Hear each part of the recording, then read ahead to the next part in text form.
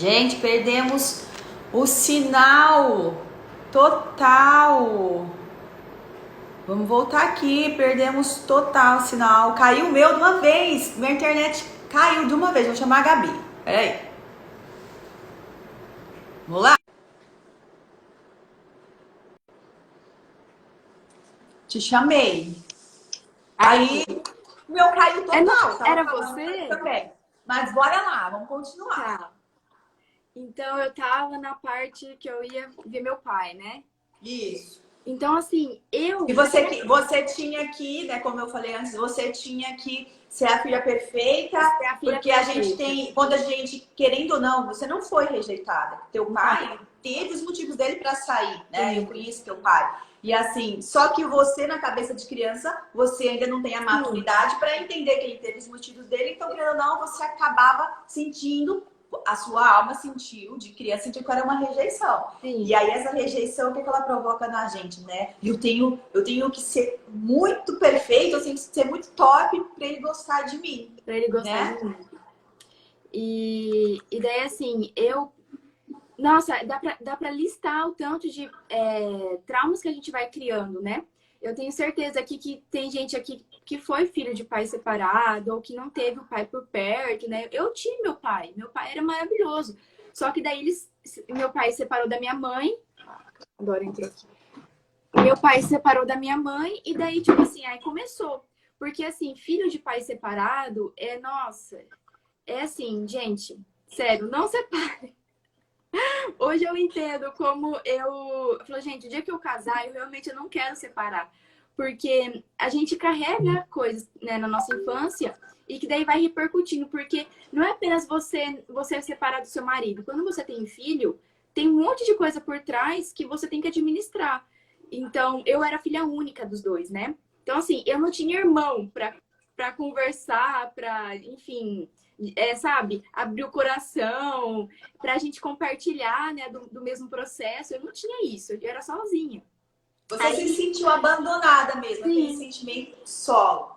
E daí eu tinha que sempre fazer o meu melhor.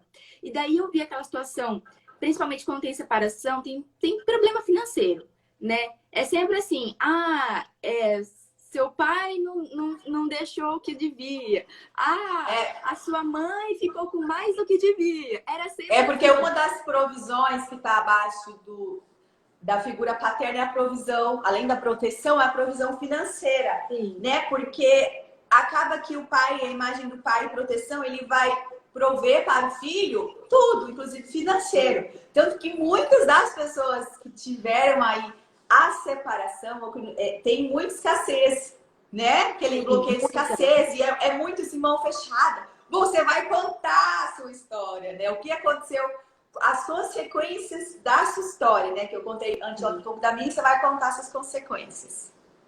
E daí, assim, eu até perdi o que eu estava falando também. É normal, gente, é normal. Aqui a gente alivia, aqui a gente esquece, aqui a gente dá branco, aqui... A gente prepara até um roteiro, mas como o Felipe, né, o namorado falou, deixa fluir, né? Eu tinha preparado até outra coisa para falar, mas eu senti que eu tinha que falar isso. Da questão de separação. Então, assim, era muito difícil a questão financeira, porque sempre um lado vai falar uma coisa, o outro lado vai falar outra. E a criança fica no meio da situação. Então, assim, se você que tá aqui é pai, é mãe, né, e é separado, não fique colocando seu filho no meio, não fique colocando ele como mediador. Isso é muito ruim. É muito ruim. Caraca, a frase da live. Não fica colocando seu filho como mediador, porque assim, a criança... Gente, eu lembro várias vezes, sabe? De eu indo na casa do meu pai para almoçar, mas na verdade não era para almoçar, era para pedir dinheiro para comprar livro da escola. Livro extra que pediam. Aí eu chegava assim, eu me tremia inteira. Eu chegava lá, aí no final, tipo, que ele me levava pra minha casa, onde eu morava, que ele teve um tempo que ele morou na mesma cidade que eu morava. Aí eu falava, pai, a escola pediu mais livro.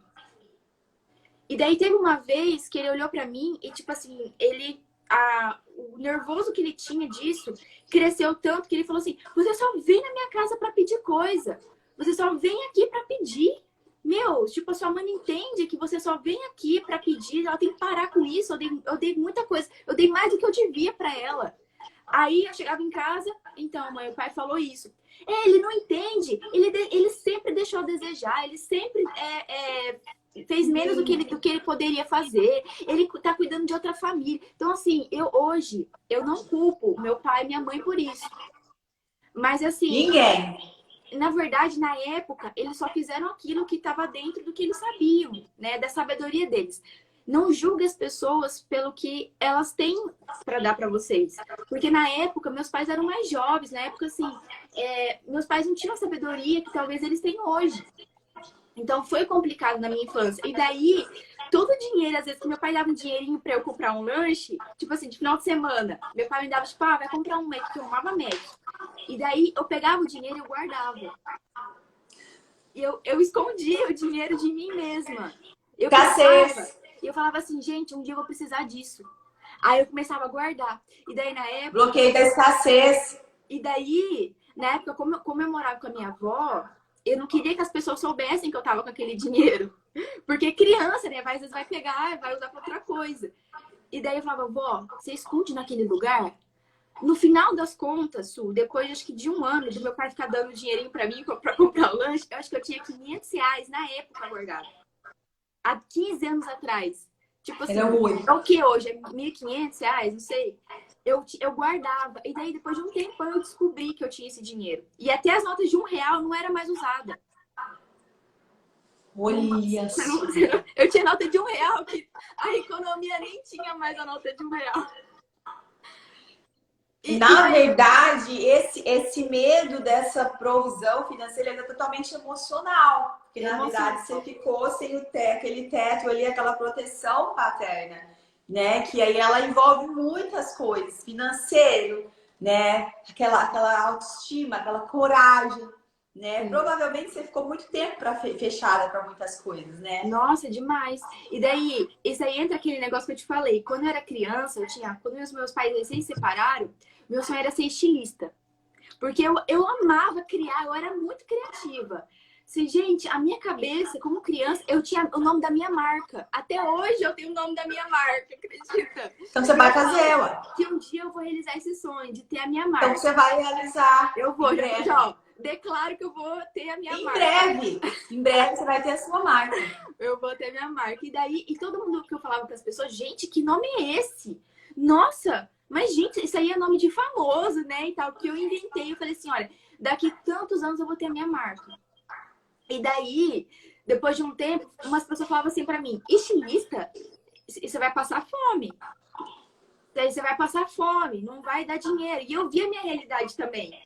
Eu via, tipo, aqui minha mãe, ela não trabalha. Quando eu nasci, ela não trabalhava mais, como muitas mães fazem hoje, né? Quando elas estão casadas, elas não trabalham Sim. mais. E muitas vezes eu ficava olhando pra minha mãe e falava assim, meu Deus, minha mãe separou. Aí agora tem que ficar pedindo dinheiro pro meu pai, pedindo dinheiro pras coisas, sabe? Aí eu ficava, gente, eu não quero ser assim. Meu Deus, eu não quero ser assim. Eu quero trabalhar, eu quero ser dona do meu nariz, eu quero ser independente. Eu não vou ser estilista pra passar fome. Eu não vou querer depender do meu marido. Vai que um dia eu separo. Olha só, ao mesmo tempo que eu não queria um dia separar, eu já estava decretando a separação. Vai que eu separo. Não, porque se eu separar, eu vou ter condição suficiente de bancar meus filhos. Eu não vou querer ficar pedindo dinheiro pro meu marido. Aí, quando eu comecei a namorar o Felipe, ele pode estar até aqui para comentar isso, eu falava para ele, eu quero ser dona do meu nariz. Eu não vou depender de você. Se um dia a gente casar, nunca. Ó, você sabia que houve aí umas pitadinhas antes, né? Que eu te conheço, mas um pitadinho de feminismo. Sim, você sabia que você pode conversar hoje com qualquer feminista. Ela teve uma decepção muito forte com a figura masculina. E aí ela pega aquela decepção que ela teve com uma figura masculina e generaliza. É aquela crença, aí ela vai ter aquela crença, a alma dela instalou aquela crença de que o que aquela pessoa, aquela figura masculina fez com ela, não sei se foi o abusador, o pai que abandonou, né? Ela vai achar que vai instalar essa crença, achar que todo homem não presta e todo homem não presta. Entendeu? Exatamente. Todo homem não presta. E daí, gente, eu achava aquilo o cúmulo. Até esses dias atrás, isso daí como que a gente... É um processo, né? Tudo a gente tem que administrar nossas emoções. Teve um dia que eu precisei pedir um negócio pro meu pai. E daí eu tipo assim, já tinha pedido várias vezes, né? E as pessoas esquecem mesmo, é normal. E daí um dia eu falei assim pra ele: o senhor acha que é bonito? O senhor acha que eu gosto de ficar pedindo? Ele olhou assim: você tem que pedir. Eu falei: não, eu não gosto de pedir. Principalmente pra homem, eu não gosto de pedir. E daí isso é um processo. Faz um ano que eu tô nesse negócio, tipo, para com isso. Para com isso. Administre suas emoções. Aceite que você precisa da autoridade. Olha Mulheres, só, vocês precisam eu ter queria. autoridade. Depois, eu não quero te cortar, mas depois eu quero entrar uma passagem da Bíblia que tem aí de um personagem. Não, gente, Filho pródigo. Filho Olha só, pródigo. o filho pródigo. Me veio o filho pródigo, o que Ficou sempre a ficou vida na inteira casa. fora. Ele nunca teve o merecimento. Ele nunca se sentiu merecedor. Porque quando o irmão volta, né? Quando o irmão dele volta, ele vai cobrar do pai, né? Falou, por que você fez isso sendo que ele te abandonou? Gente, ele tava ali a vida inteira. O pai, esse pai, ele é muito amor ágape, né? Porque ele não tem que chegar aqui e trocar com ele, que ele fez isso e isso. Não, eu tô amando porque ele voltou, eu tô feliz. E você, meu filho, tudo aqui é teu. Tipo, ele não se sentia o filho que sempre esteve do lado dele, que cobrou os ciúmes que ele fez a festa pro irmão, né? Ele falou assim, ele não se sentia merecedor pelo que você vê na palavra, né? Porque ele falou assim, por que pra mim você não faz isso? Ele falou assim, filho, é igual Deus fala pra gente. E a gente não entende. Tudo é seu. Se aproprie. Não tem a passagem que fala que você tem todas as bênçãos celestiais sobre a sua vida através de Cristo Jesus? Sim. Tudo então a gente tem que entender e tem que enxergar que nós somos filhos, imagem e semelhança, merecedores. Sim. Porque daí, olha só que engraçado. Eu chegava na casa do meu pai, daí eu via que as crianças, né, os que são os meus irmãos hoje, já tinham muitas coisas. Eu ficava, gente, e eu aqui, tendo que ficar pedindo toda vez, sabe? E, nossa, gente, questão de dinheiro pra mim era o fim. Porque daí eu tinha que ficar toda hora, sabe? Indo pedir e tal. Era muito ruim pra mim. Daí eu ficava crescendo com aquele sentimento que eu tinha que trabalhar com algo que desse dinheiro para eu poder ser autossuficiente. E daí, ao longo dessa caminhada, eu desisti de ser estilista, eu desisti de enfim, criar uma marca para mim, de ser criativa, de criar coisas. E daí eu comecei a pensar em medicina. Eu comecei a pensar em medicina porque eu já era uma pessoa estudiosa, porque eu já tinha boas notas. Eu já tinha boas notas para mostrar pro meu pai e pra minha mãe que eu era uma filha, como é que é? Eu era filha, como é que você falou no começo? Que é o filho top, que é o filho especial, né? Que é aquele filho que, tipo assim, nossa, que orgulho do pai e da mãe, né? E daí que eu precisava ter isso para que eles me amassem, para que eu me sentisse amada. E daí eu não queria ser rejeitada, né? Enfim, daí eu falei, já estudo mesmo, então agora eu vou usar para ser médica, porque daí médica ganha dinheiro. Olha a minha cabeça. E daí um dia, né, uma pessoa de Deus falou assim para mim que eu ia salvar vidas. Que meu propósito seria salvar vidas, que, né, enfim, isso era como se fosse uma missão de vida, né? E daí eu conectei isso com a medicina, falando, nossa, que legal, eu vou salvar vidas, então salvar vidas significa que eu vou ser médica. E daí, gente, isso não tem nada a ver. Porque o que a gente está fazendo aqui é realmente ser instrumento de Deus para salvar vidas. Quantas pessoas aqui teve a infância destruída, né? Quantas pessoas aqui tiveram problemas na infância, problemas de rejeição, né? Problemas de diversos fatores, né? Que a gente pode hoje salvar, né? Então, assim, hoje eu entendo que isso, na verdade, tem um outro propósito. E daí... Aí vem a questão que quando a gente não tem autoridade, né? Enfim, não tem a presença do pai por perto, a gente quer fazer tudo, né? Pra gente ser autossuficiente. Então, na minha faculdade, até 2 anos atrás, eu pegava muito projeto. Eu queria ser a aluna. Eu queria ser a top, né? E daí eu pegava muito projeto. É a virilidade, ela entra. Quando a gente desfocada, fica assim ali... E não acabava nenhum. Eu não acabava nada. Nada. Inclusive, ano passado eu peguei um projeto. Aí eu não terminei. entendeu? Aí, assim, a gente cria... Essa virilidade faz a gente querer ser a machona. Faz a gente querer ser a top. Não, e a gente é macho, a gente vira o É, próprio macho, né? Como eu falei lá atrás, como não teve ninguém ali, a figura ali que de proteção saiu de cena, o que você tem que fazer? Você vai virar um macho, nossa, eu lembro né? quantas vezes eu e minha mãe, eu fazendo assim, vai mãe, não sei o que lá e tal. Minha mãe falava, você vai ser top, você não vai depender de homem. Porque Nossa, isso é muito prejudicial. Isso é é muito. prejudicial. Essa virilidade instalada, meu. E hoje eu entendo que Essa inversão de papéis. nossa, eu lembro quantas vezes minha mãe falava isso pra mim, mas na verdade, eu não culpo ela, porque ela só apenas me transmitia aquilo que ela Não tinha culpe sofrido. ninguém. Aquilo que ela tinha Não. sofrido. Porque ela Não. sofreu de largar um emprego de 10 anos da vida dela, que ela tinha uma carreira consolidada, e ela deixou pra cuidar de mim.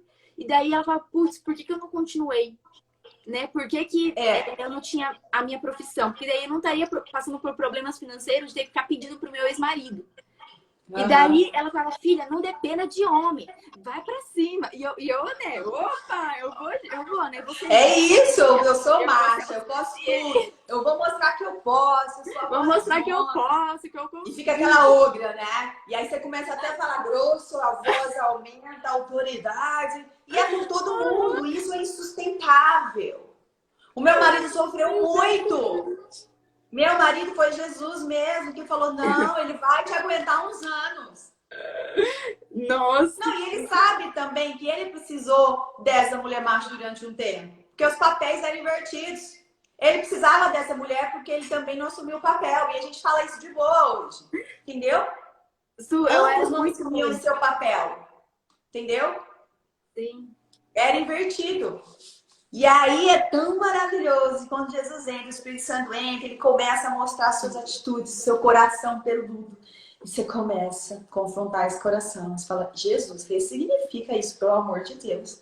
Eu quero ter o coração aperfeiçoado como o seu. Eu não vou viver com isso. Eu não quero ser essa pessoa horrível. E é um processo. É um processo. Ô, Gabi, sobre o que você falou. Não precisa... Eu acredito hoje que nós duas só estamos aqui porque hoje a gente não culpa ninguém do que nos aconteceu. Porque a vítima ficou para trás. Eu nem gosto Quem faz o que a gente faz hoje... Eu não gosto de falar vítima. Quem faz hoje o que a gente está fazendo aqui é porque a gente superou. E a gente entendeu que nós contamos os fatos, que as pessoas, o que aconteceu, porque as pessoas precisam saber qual foi a nossa superação, por que tivemos certas atitudes, mas nós superamos. E nós entendemos que ali a gente conta os fatos, mas não julga, porque nós não julgamos. Nunca. Cristão, verdadeiramente conhecido, não julga. Então, você parou de julgar a sua mãe, o seu pai, meu pai, minha mãe, por que fizeram o que fizeram? Só que é o que eu falei. Quando você entende que você só dá o que você teve, sim, você começa a entender, seguir a tua vida com Cristo, que é leve, e você entende que ninguém te deve nada. Ninguém deve nada. Quando você entende que ninguém te deve nada porque deu tudo que tinha, como que um pai vai ser pai se ele não teve pai? Como que uma mãe vai ser mãe se ela não teve mãe? O abusador, ele só abusa porque provavelmente ele foi abusado. Sim. Entendeu? Então, quando você entende, você perdoa e você deixa toda a mágoa e você para de julgar. Eu acredito que parar de julgar e perdoar é a chave.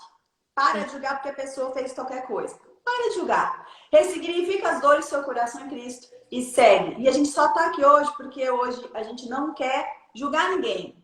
A gente tá aqui dando os fatos e a gente entendeu que ninguém nos deve nada. E essa é a chave para você seguir. E aí você para de ser mimizenta, reclamona, murmuradora. Porque é muito fácil. Quando você acha que as pessoas te devem, você fica jogando a culpa das suas atitudes ruins e ações no que te aconteceu. E isso não muda a situação. Isso não te faz sair da zona de conforto. É muito cômodo. Quantas pessoas você conversa que falam que não prosperaram financeiramente ou em várias prosperidades, em várias situações, familiar, namoro, porque você vai falar com ela vai dar sempre uma desculpa. Desculpas não mudam situações. Não. Você que tem que mudar, porque quando você muda, tudo em volta começa a mudar. E quando você assume a responsabilidade que o que você pegou lá atrás foi o seu coração que pegou. Seu coração que decidiu pegar essa atitude ruim. Sim. Então você que tem que decidir mudar. Então quando você entende que a responsabilidade é só sua, você para de culpar as pessoas.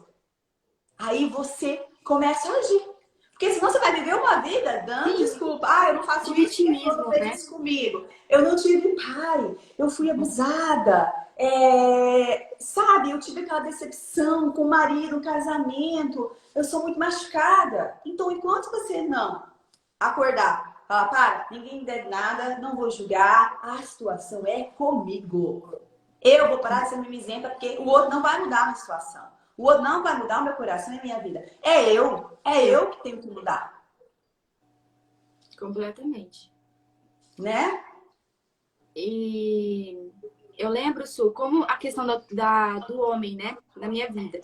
Como meu pai morava longe, enfim. Então, eu comecei a namorar, acho que eu tinha o quê? 15 anos. Eu tive dos 15 até os 21, eu tive 4 namorados. Acho que uns 4. 4 ou 5. Eu Dos não dava 15 certo aos com 20. ninguém. Eu não dava certo com ninguém. Sempre era o outro que era o problema. Por quê? Porque eu não sabia qual que era o meu lugar.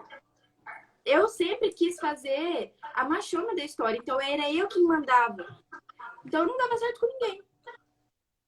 Assim, eu sei que é muito novo pensar, namoradinho e tal. Mas, gente, eu começava uma coisa e largava.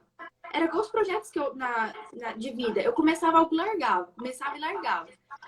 E daí, assim, hoje eu percebo como que...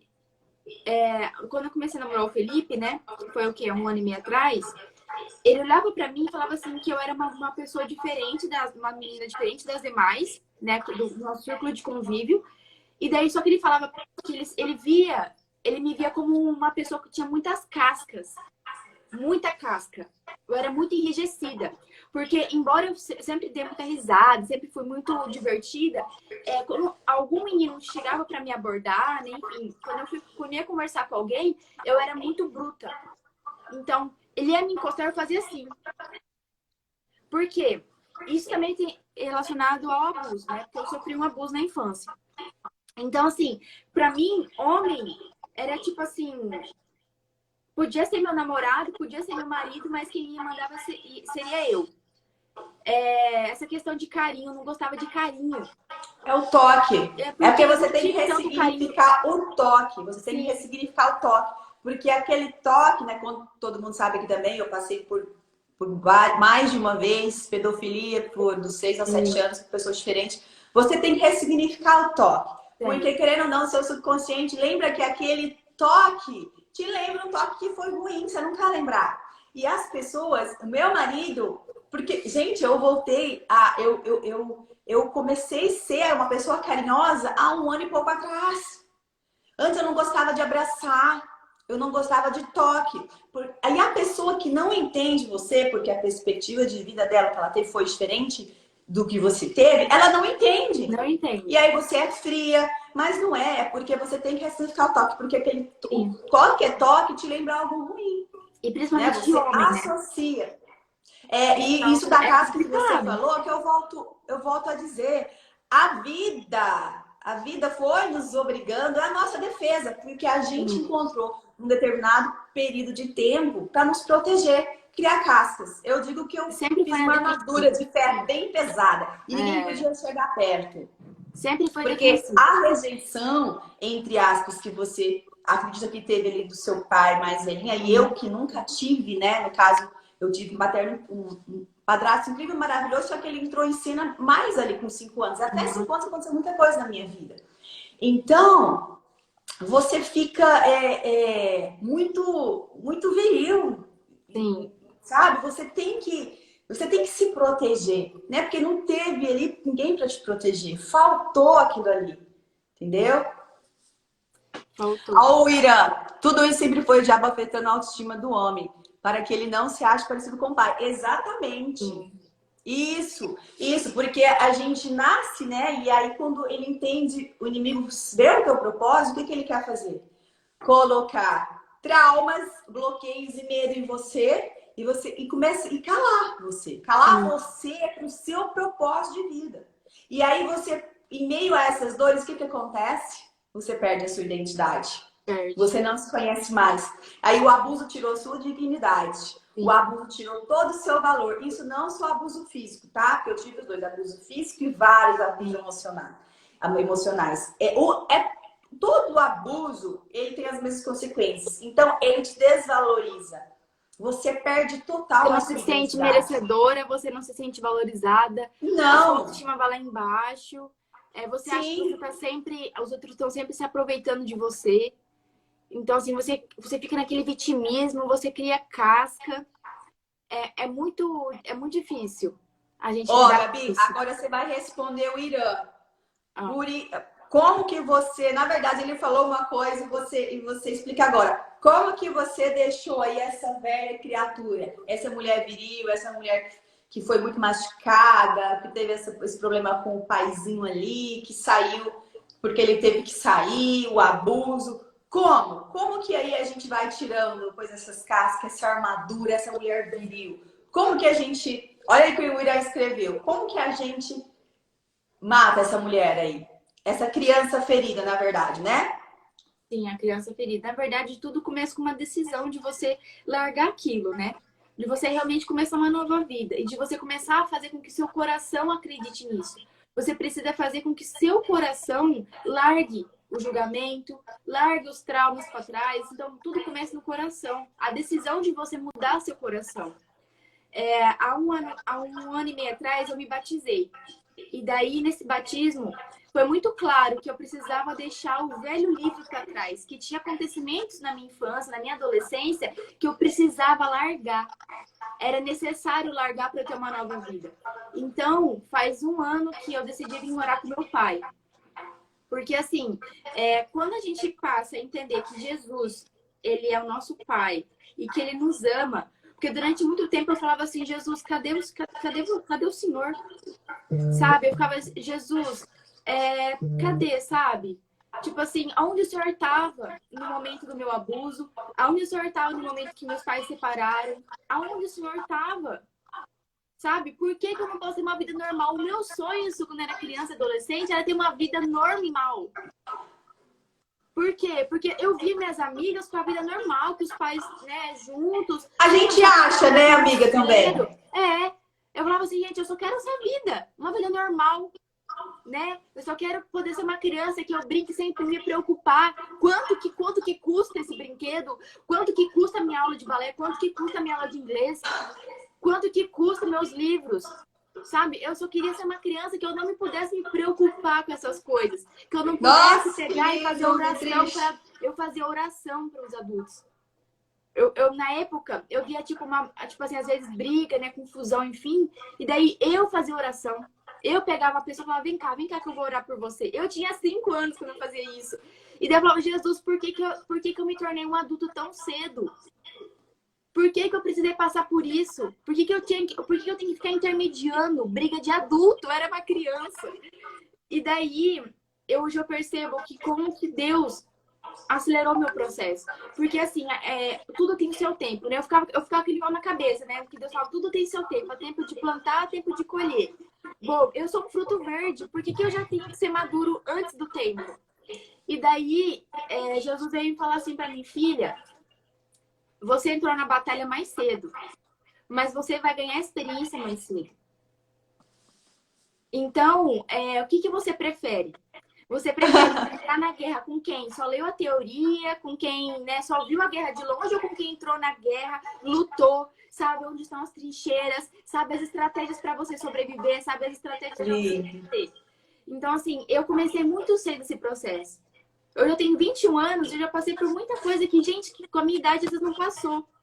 E como eu falei antes de você entrar, você tem uma sabedoria, mas não essa sabedoria do conhecimento terreno. Sim. Você flui, com uma pessoa conversa com você e fala, menina, quantos anos você tem?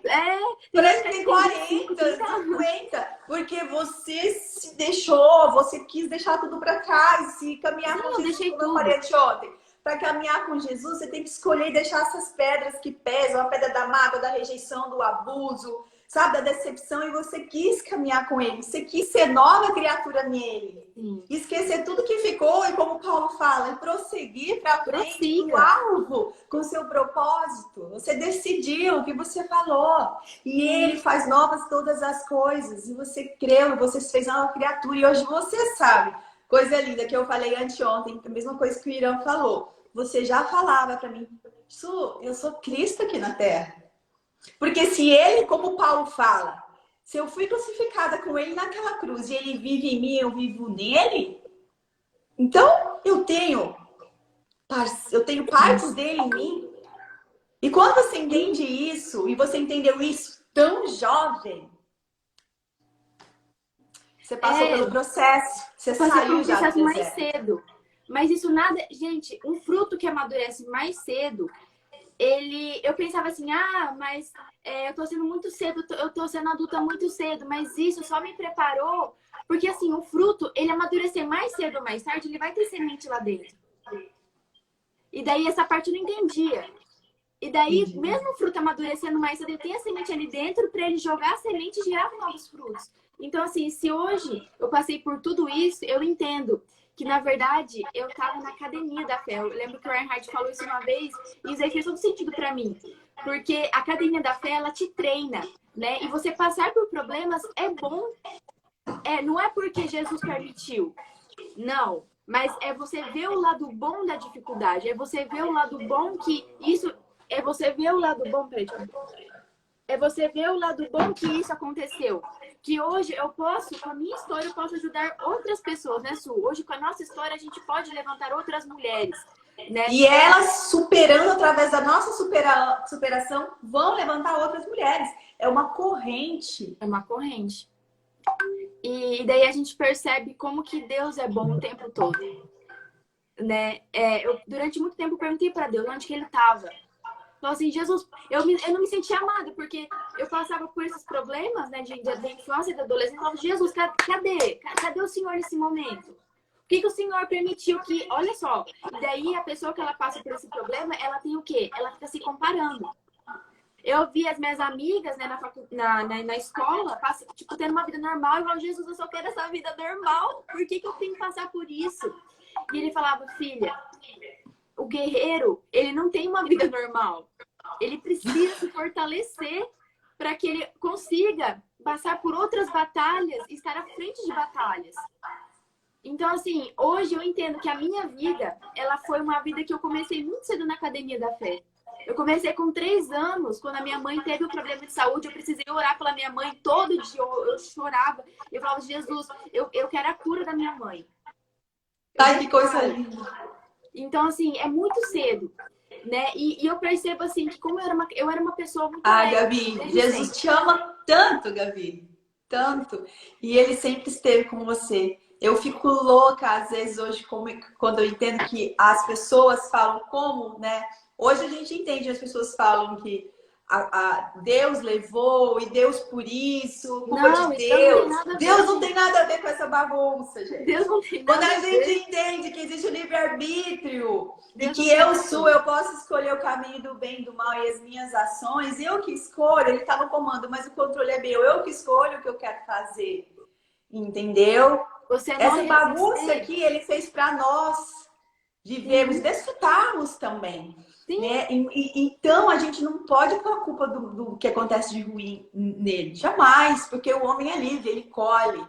Existe a lei da semeadura e você vai colher o que você planta. Eu paro para pensar assim, que como que esse processo foi importante para eu passar, sabe? Porque depois que eu signifiquei a minha história, eu parei de olhar ela de um modo e comecei a olhar por outros olhos, pelos olhos de Cristo, né? Jesus, gente, olha quanta coisa que ele passou. E ele continuava falando, Pai, perdoe eles não sabem o que estão fazendo, né? Perdoe eles, Senhor, eles não sabem o que estão fazendo. Mas por quê? Porque Jesus se sentia amado por Deus. Então, meu Deus! Uma das coisas mais importantes que eu precisei passar por esse processo é saber que Jesus me amava. Mesmo eu passando por tantas dificuldades, Jesus me amava. Teve um dia que eu estava no meu quarto, depois de uma situação, que eu chorei muito, muito, muito, muito, muito, eu pensava assim, Senhor, e se eu sumir? Porque a minha vontade era sumir muitas vezes. Eu falava assim, gente, eu sou filha única do meu pai e da minha mãe. O que custa às vezes eu sumir? Porque daí não tem problema nenhum eu sumir. E daí Jesus olhava assim, filha, calma, não é assim que funciona a vida. Você está passando por esse processo, mas é um processo que você pode usar ele para edificar novas, né, edificar vidas. E daí eu entendia que aquele amor que Jesus, que Deus sentia, era o mesmo amor que ele tinha por Jesus, quando Jesus passava por problemas. E na verdade, ele não era responsável por aquilo que Jesus estava passando, né? Foi uma escolha de Jesus passar. Uhum. Foi uma escolha de Jesus passar, de perdoar as pessoas. Jesus Ele poderia falar, escolheu cara, amar. eu sou Ele filho de escolheu se Deus. tornar humano, ele escolheu perdoar, ele escolheu passar por tudo isso só por Porque amor. ele já não era filho de Deus? Por reconciliação com nós. Sim. Ele já não era filho de Deus? Uhum. Por que ele escolheu passar? Ele escolheu passar pela academia da fé. Porque isso só fazia com que a fé dele aumentasse. Só fazia com que a conexão com o pai dele aumentasse. Só fazia com que ele pudesse ser instrumento para salvar vidas. Então, a gente tem que sentir esse amor. Exatamente. E hoje, como ele vive em nós, através dele, nós continuamos esse trabalho, esse processo. Que através da nossa superação, outras vão superar. E assim por diante. Jesus escolheu perdoar a gente. Jesus escolheu. Então, quando a gente recebe esse amor do papai, né, do Abba, papai, a gente fala assim, cara, Jesus é muito massa. Muito. Jesus é muito especial. Muito. E daí eu passei a entender como que Jesus me amava mesmo. E daí eu comecei a amar também as pessoas, a amar quem me feriu, a amar todo esse processo que eu passei. E daí, depois que eu senti que Jesus realmente me amava, que na verdade não tinha nada a ver com o que eu tinha passado, isso era uma coisa humana. E daí eu passei a entender que eu precisava me reconciliar com o meu pai da terra. Então, aí eu decidi sair da minha casa onde eu morava e viver uma nova vida, que era a vida com o meu pai da terra.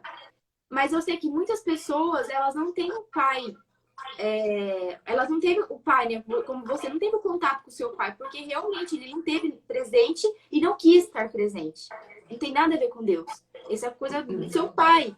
Mas assim, é uma questão nossa se reconciliar primeiro com o nosso pai do céu. E daí, como eu tenho meu pai sempre teve presente na minha vida. Meu pai da terra. E daí eu falava assim, gente, eu primeiro preciso me reconciliar com o meu pai de todas as coisas.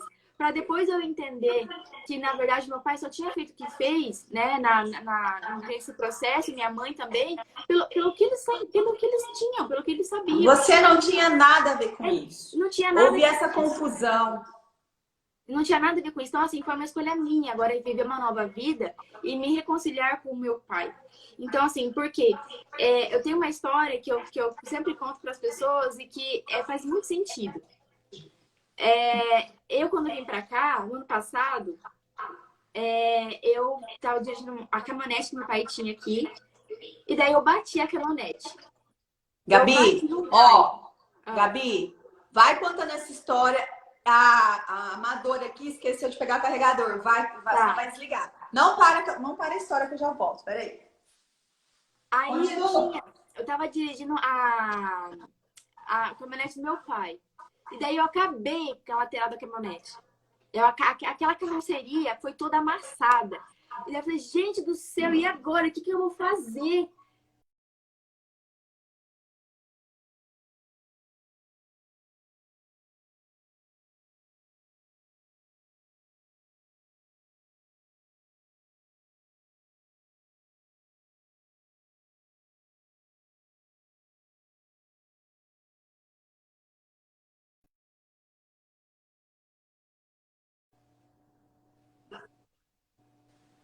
Pode continuar, Gabi. Ah, tá.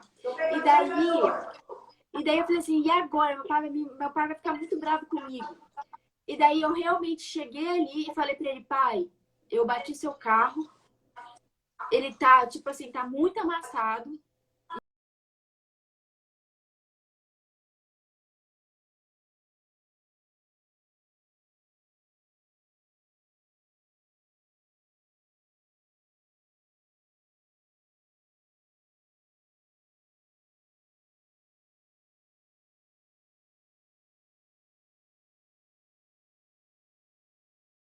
agora? O que a gente vai fazer, né?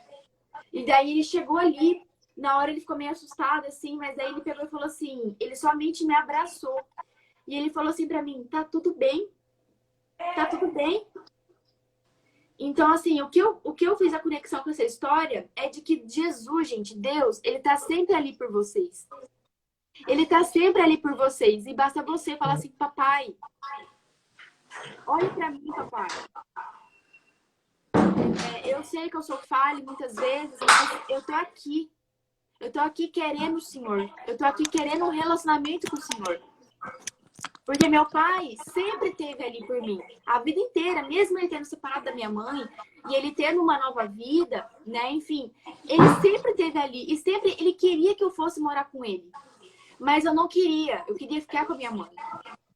Né? Por vários fatores, mas eu precisei saber que meu pai estava sempre ali por mim. E quando eu cometia uma falha, que eu bati o carro dele, ele estava ali por mim.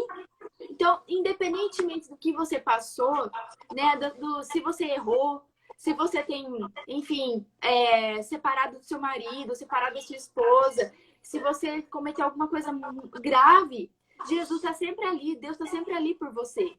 Então, você não precisa nem mesmo pedir perdão para Deus. Por quê? Porque Jesus já te perdoou na cruz.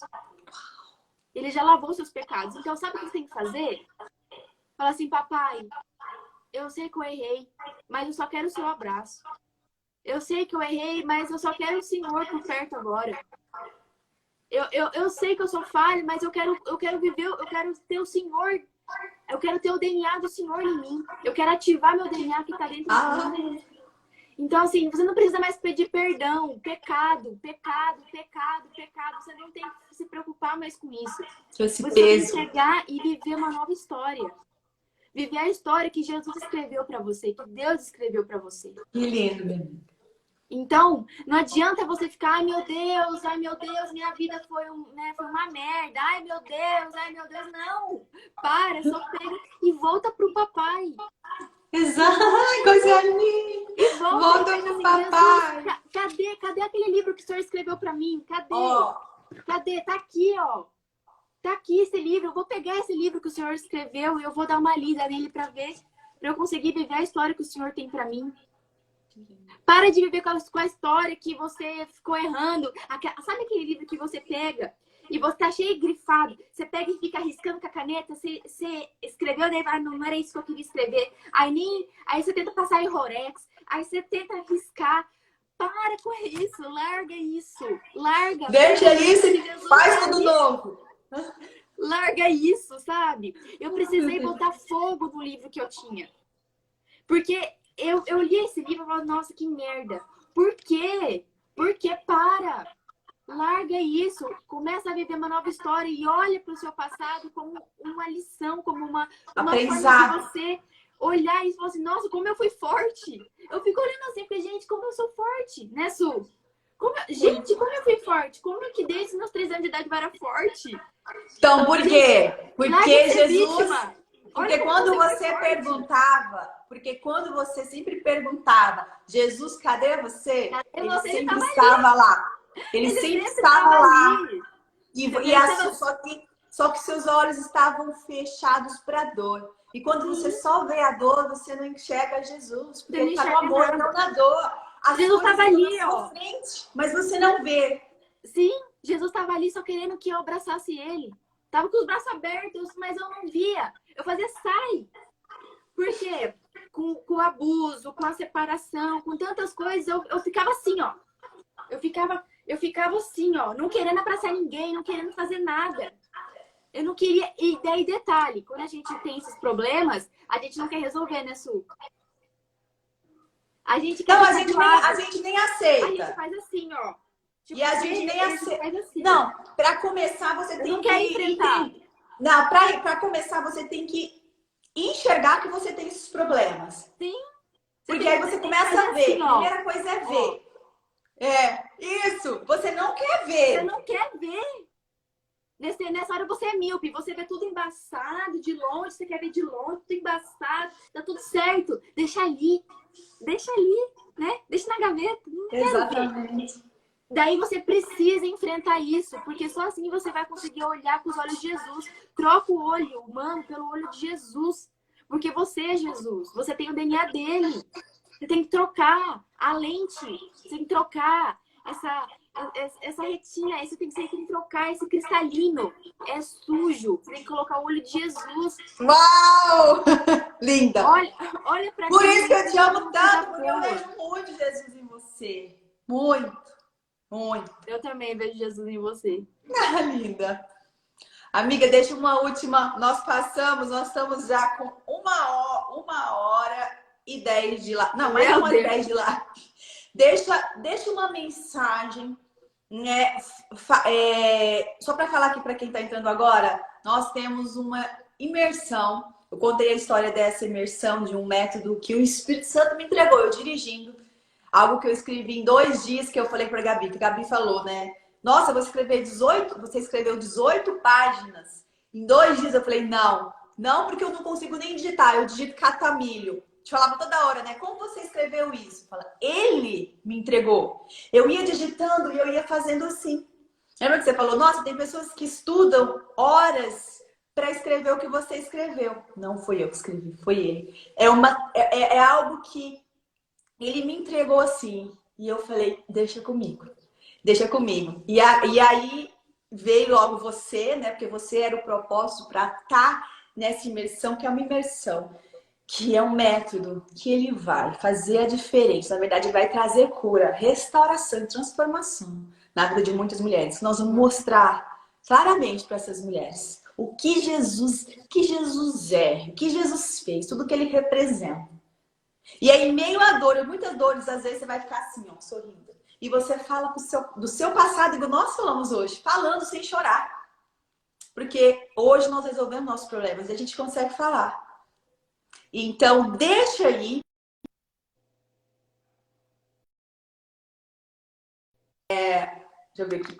Sinal aqui, vai. Deixa uma mensagem para as mulheres e sobre esse método aí, porque ele tem muito propósito, ele vai resgatar muitas almas que estão precisando de enxergar a luz, almas que estão na escuridão, que não conseguem ver a luz, que é Jesus. Gente, tem aqui que tá com depressão?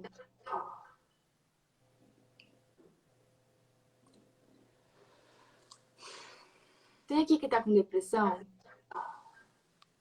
Estou perguntando para vocês, meninas, tem alguém aqui com depressão?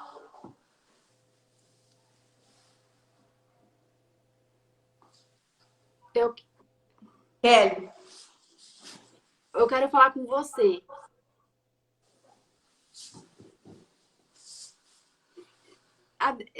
Eu não consigo nem falar às vezes.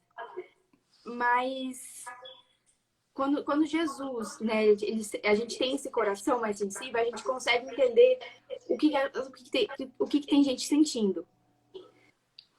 E tem alguém aqui com uma depressão muito profunda e que não tá conseguindo entender mais a sua história.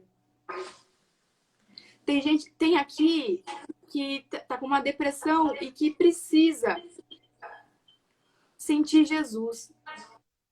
Tem uma pessoa aqui que tá com uma depressão muito forte e que precisa trocar esse livro para viver uma nova história. Oh, meu Deus. Eu tô falando com você. É você, Kelly?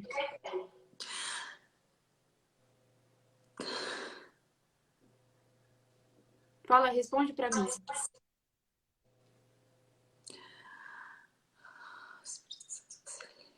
Oh, papai. Eu tô aqui, Senhor, hoje. Eu tô aqui, Senhor, com meu coração totalmente rendido ao Senhor. Eu tô aqui, Senhor, com meu orgulho de lado. Eu tô aqui, Senhor, com tudo aquilo que eu carregava, eu deixei de lado, Senhor, eu coloquei no fogo. E hoje, Senhor, eu quero, Senhor, que a Kelly, alguém aqui que tá com depressão. Deus. Eu tô aqui com uma pessoa, Senhor, que tá com uma depressão e que não entende a sua história. Que não entende, Senhor, porque ela passou por tanta dificuldade. Oh, papai, obrigado, Senhor, porque o Senhor é tão bom, Senhor. Obrigado, Senhor, por tudo que eu passei, por tudo que a Su passou, por tudo, Senhor.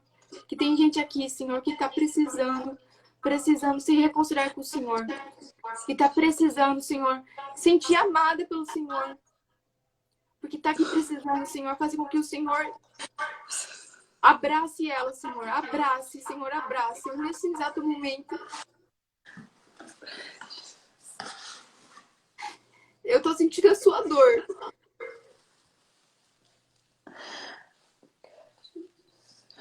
É muito difícil. É muito difícil.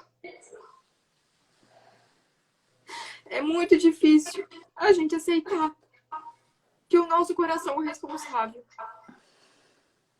Mas eu declaro, Senhor, que essa depressão, ela vai passar. Que essa depressão, Senhor, é apenas um mau entendimento de quem o Senhor é. Que essa depressão, Senhor, é uma visão ofuscada, Senhor, de um futuro lindo, Senhor, de uma vida linda, Senhor. Essa depressão, ela é, Senhor, um olhar, Senhor, no que o Senhor fez para a vida dela. Ela não enxerga isso. Ela não vê motivo para ela continuar. Ela não vê motivo, Senhor, para ela se alegrar com o passado dela. Mas eu declaro, Senhor, nesse exato momento, que ela vai ser curada, que ela vai conseguir olhar a vida dela, Senhor, com outros olhos. Que ela vai conseguir, Senhor, tirar, Senhor, todo esse sentimento ruim, todo esse sentimento de desmotivação, sentimento de que ela não se sente amada, sentimento de que ela não quer mais continuar vivendo, sentimento de que ela não quer mais continuar com o Senhor, sentimento de que ela não consegue, Senhor, avançar na vida, de que ela não consegue prosperar. Porque ela realmente, ela tá, Senhor, com essa lente humana ofuscada. Ela tá olhando pro passado dela, ela tá olhando pro abuso dela. Ela tá olhando, Senhor, com os olhos humanos, Senhor. Mas eu declaro, Senhor, que ela vai ter alegria. Ela vai ter alegria. Quando ela encontrar o Senhor, quando ela abraçar o Senhor, abrace, papai, abrace ela, Senhor, abrace. Eu só quero que o Senhor abrace ela nesse exato momento. Abrace, Senhor, que ela sinta esse amor, que ela sinta esse carinho, Senhor. Porque muitas vezes ela não sentiu esse carinho. Muitas vezes, Senhor, ela se sentiu sozinha. Ela se sentiu trancada num lugar escuro, Senhor. Num lugar que ela não via saída, que ela não via luz. Mas eu quero, Senhor, agora que o Senhor abrace ela, que o Senhor veja a luz, que o Senhor seja a luz da vida dela, que ela consiga ver essa luz e que ela consiga ver o quão lindo o Senhor é, o quão maravilhoso o Senhor é, o quão linda é a história que o Senhor escreveu para ela, que ela possa sorrir, que ela possa, Senhor, botar fogo nessa depressão. Eu creio, Jesus. Obrigado, Senhor, obrigado, Senhor, obrigado, Senhor, pela vida dela. Obrigado, obrigado, obrigado, obrigado. Obrigada. Ela vai olhar para a história dela agora, assim, ela vai dar risada, ela vai se sentir alegre, Senhor, com a história dela. Senhor, ela vai deixar a depressão, ela vai deixar, Senhor, aquela tristeza, aquele negócio, aquele sentimento mal, aquele sentimento de que ela não se sente, Senhor, pertencente ao Senhor, que ela não é filha do Senhor, ela é filha do Senhor. Ela é filha do Senhor. E ela tem um propósito lindo de ajudar mulheres, Senhor, a destravar isso, Senhor, a destravar a gente da depressão, a destravar a gente da desmotivação. Obrigado, Senhor, pela vida dela. Obrigada, Senhor. Ela tem um propósito lindo, Senhor. Eu vejo, Senhor, um propósito maravilhoso para a vida dela, um propósito próspero, Senhor. Um propósito que ela vai levantar mulheres, um propósito que ela vai levantar a família dela, um propósito que ela vai reconstruir a família dela. Amém. Obrigada. Obrigada. Obrigada, Senhor. Obrigada. Não tem como eu não terminar essa live fazendo uma oração. Na verdade, só quero agradecer. Agradecer. Obrigada, Abba. Obrigada, Pai. Pela vida da Gabi, pela minha vida, pela vida da nossa família. De cada pessoa que está aqui nesse momento. E obrigada, acima de tudo, por tudo que o Senhor fez através do Filho, da cruz. Obrigada por tudo. E obrigada por nos fazer enxergar através do Espírito Santo.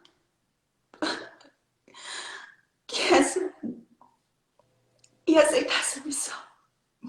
para que através das nossas superações outras vidas vejam Jesus como nós vimos um dia. E Ele é lindo. Vocês não imaginam, Ele é lindo. Ele é feliz, Ele tem senso de humor, Ele é bom, Ele é o próprio amor. E eu não viverei mais nenhum dia. Eu e a Gabi, nós não viveremos nem mais um dia nessa terra sem proclamar esse amor, o que Ele representa. O que Ele fez com a minha vida, com a vida da Gabi, de onde Ele nos tirou. O inimigo tirou a nossa infância, nos calou. Mas eu vi o dia que Jesus veio e tirou o esparadrapo da minha boca. De todas as vezes, todos os esparadrapos que o inimigo colocou na minha boca. Hoje ele não cala mais. Obrigada, Jesus. Obrigada porque você é sempre bom. Obrigada.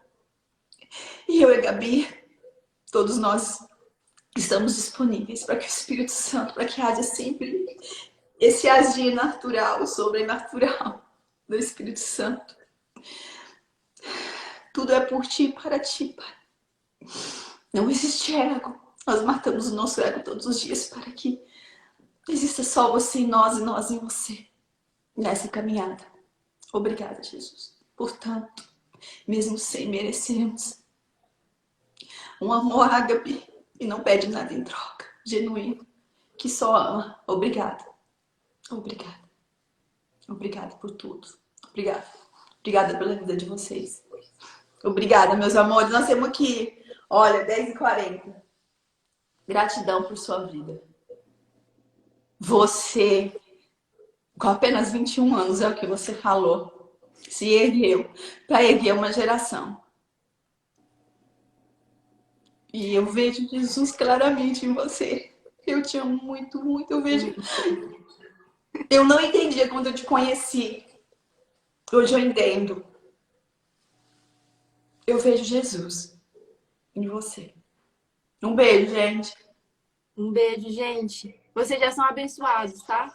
Não vou falar mais. Eu não consegui ler hoje nenhum comentário. Olha aqui o rímel. Eu tô toda.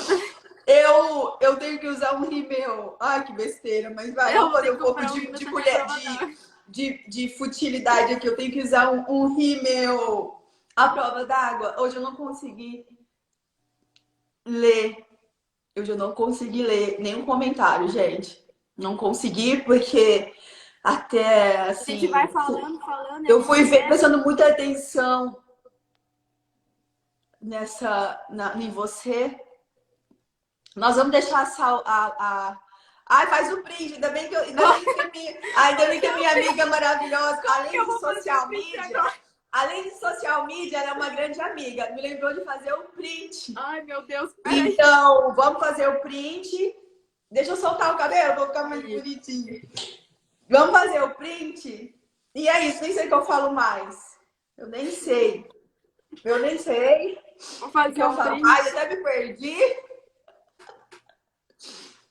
Amiga, Carlinha, minha amada, Carlinha, faz um print pra nós 2 semanas. Vai lá.